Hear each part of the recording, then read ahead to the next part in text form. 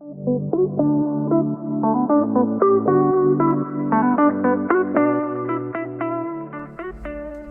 back to my channel where I'll be showing you my process of this animation.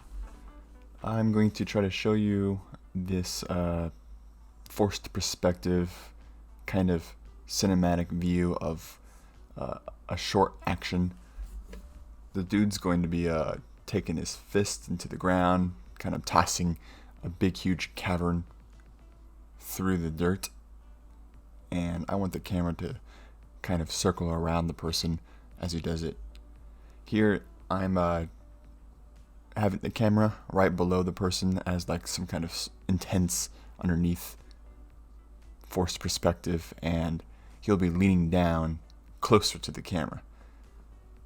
Right now I'm just setting up the blockouts, the keyframes of the animation, just to get a better visual of what the scene might look before adding too much detail. You don't want to waste too much time doing so. You may notice that I'm drawing out of the boundaries of the actual camera. That's just because it helps me visualize where the body needs to be more realistically, and also I'll be adjusting the size of the drawings in general later on anyway. It's easier for me to draw straight ahead as the same size and volume, and then just adjust the size of the roughs later on, allowing me to do a cleanup with a more accurate perspective. Here you will see the drawing is circling around, the person is being circled around by the camera, but really all it is I'm just drawing the person kind of rotating, making you feel like the camera itself is circling around. The camera will focus on the medium shot, or more or less half of his body from waist up, and then as it circles around, it kind of closes in and forces the perspective visual on the hand later on, and you will see that the camera kind of follows the hand. The whole point of these rough drafts and blockouts is you kind of play with the body parts and the perspective. You do or don't like something, and it's just easy to change. You'll notice that I kind of had an issue with the hand because I wanted the attention to be on the hand, but if you don't see the body too, it's kind of hard to grasp where the hand is and the position and the angle, so I needed to consider all that. So there was a lot of erasing, a lot of redrawing before I got to a position that made me feel like it was going to be good enough. Now the camera shot is just focused on the hand itself,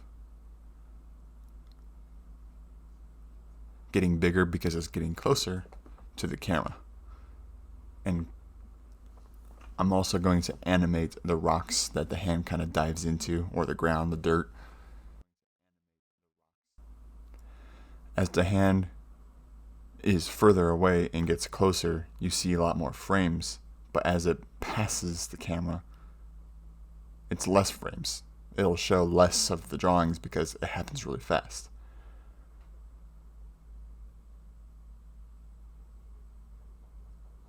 Slow in, kind of fast out.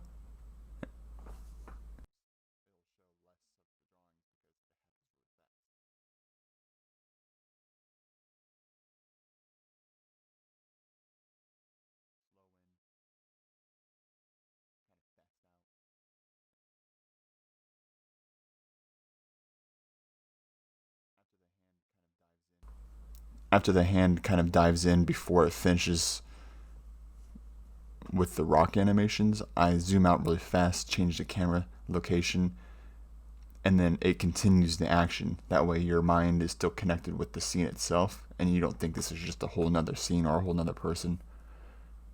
I'm using that curved line as more or less a guide of where I want the rock animations to be kind of animated to.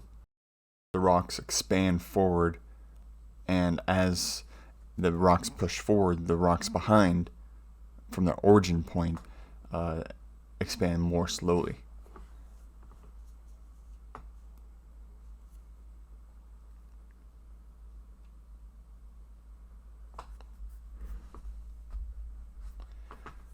that is the finish of this rough draft.